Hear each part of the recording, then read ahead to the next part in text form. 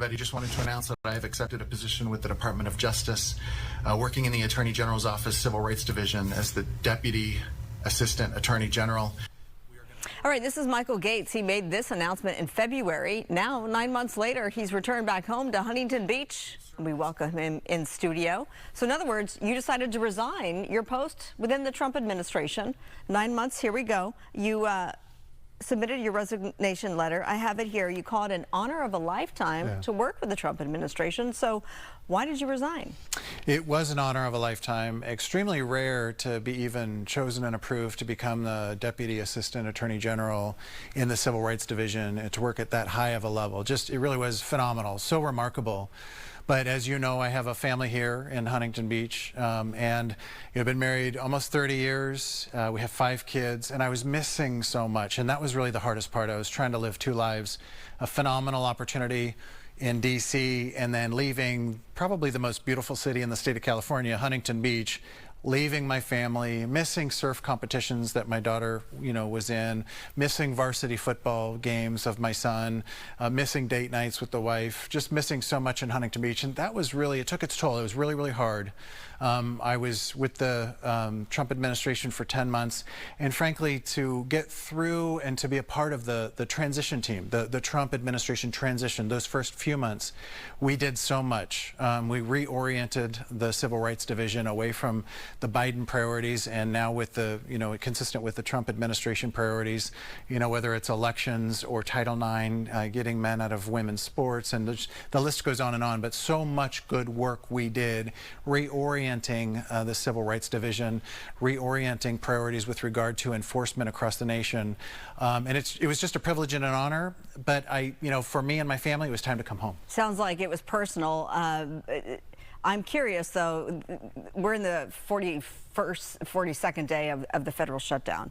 A lot of citizens, many of them, very frustrated with the gridlock in Washington. Was that apparent to you? And for critics who say, the Department of Justice was weaponized, did you see that firsthand? Do you agree with that? So when I first got on board back in February, there were a lot of cases that we could easily identify as weaponized cases throughout the country. And we actually did away with those cases. We evaluated every case on a case-by-case basis. And if it was a weaponization case where the evidence wasn't there to support it and it looks like somebody was being targeted for political reasons or otherwise, we got rid of those cases. And so we put real civil rights cases back as a priority. With regard to the shutdown, what we have going on right now is, and obviously it's going to be resolved very soon with the right votes in the House, but the shutdown really impacted the civil cases, which is what we were working on. A lot of our cases basically were frozen. There were some exceptions, and I was working on some elections cases that were not frozen. They continued on through the shutdown.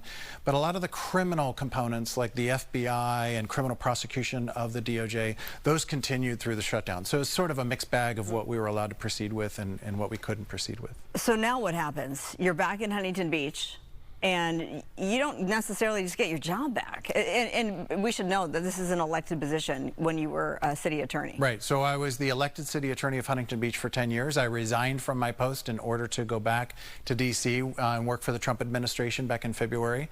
And so I'm coming in as the chief assistant city attorney because there's now a city attorney there. But I will be looking at running for re-election for the city attorney spot next November.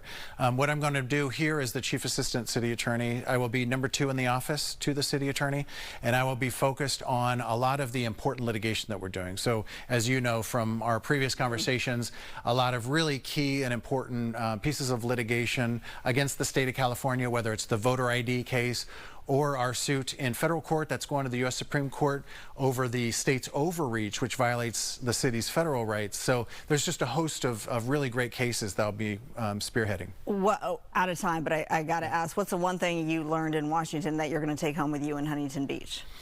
Just a different level of government, different level of politics, but most importantly, a lot of the election stuff. Seeing it from the federal level as opposed to the state and local level was a real eye-opener. And it was great great work that we were doing in the Civil Rights Division, and it's just another dimension to the elections issue, election integrity, the importance of clean voter rolls in elections, and you add clean voter rolls to voter ID. If we can get both of those advanced, then we're going to have a lot more confidence, I think, among the voting public in our election system.